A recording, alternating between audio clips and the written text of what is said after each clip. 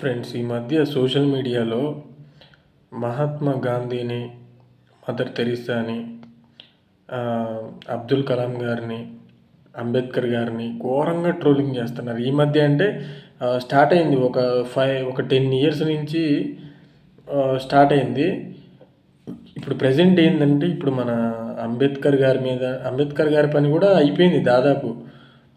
మన అంబేద్కర్ గారి మీద పడ్డారు. ఎవరు? ఈ మత గొడవలు పెడదాం అనుకున్నోళ్ళు, మా మతమే ఉండాలి, మా మా మతం మాత్రమే ఈ భారతదేశంలో ఉండాలి, ఇంకా వేరే మతం ఉండకూడదు అనేసి అనుకునే వాళ్ళు చాలామంది ఉన్నారు. అయితే గొప్ప గొప్పోళ్ళండి వీళ్ళని. అసలు మన దేశానికి వీళ్ళు చేసిన కృషి కానీ, గాంధీ గారు మన దేశానికి స్వాతంత్రం రావడానికి కనీసం ఆయన ఒంటి మీద చొక్కా కూడా లేకుండా ఎంత శాంతియుతంగా పోరాటం చేసిండు. ఒక చెంప కొడితే ఇంకో చెంప చూపియాలని ఆ మాట కూడా ఎంత మంచి మాట అది.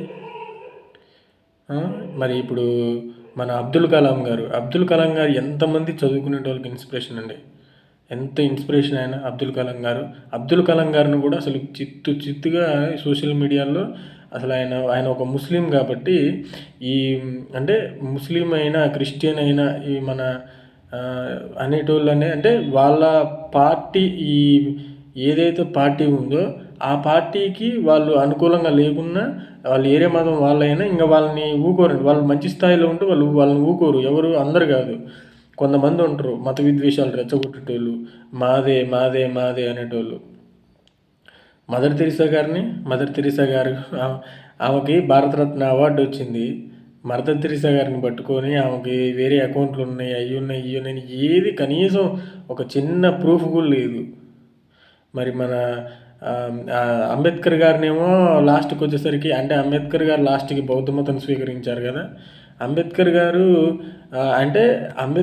లాస్ట్కి వచ్చేసరికి రాజ్యాంగాన్ని అసలు ఆయన రాయలేదంటున్నారు. ఇప్పుడు ఈ కామ్రేడ్స్ వీళ్ళందరూ ఉంటారు కదండి, మన సిపిఎం పార్టీ, ఎంఎల్ పార్టీ, వీళ్ళందరూ కూడా ఎవరైతే బడుగు బలహీన వర్గాలు ఉంటారు కదా, ఈ క్యాస్ట్లో అందరూ కూడా అంబేద్కర్ గారు అంటే వాళ్ళకి దేవుడితోటి సమానం, అంటే అంబేద్కర్ గారే అనేటట్టు ఉంటారు. అంటే అంబేద్కర్ గారు రాజ్యాంగం రాసిండు, ఆయన ఆ రాజ్యాంగం ద్వారా చాలామందికి చాలా మేలు జరిగిందని వాళ్ళందరూ నమ్ముతారు. కానీ ఇప్పుడు అంబేద్కర్ గారిని ఏమంటాడు, అసలు ఆయన రాజ్యాంగానే రాయలేదనేసి ఇదొక ట్రెండింగ్ నడిపిస్తున్నారు సోషల్ మీడియాలో.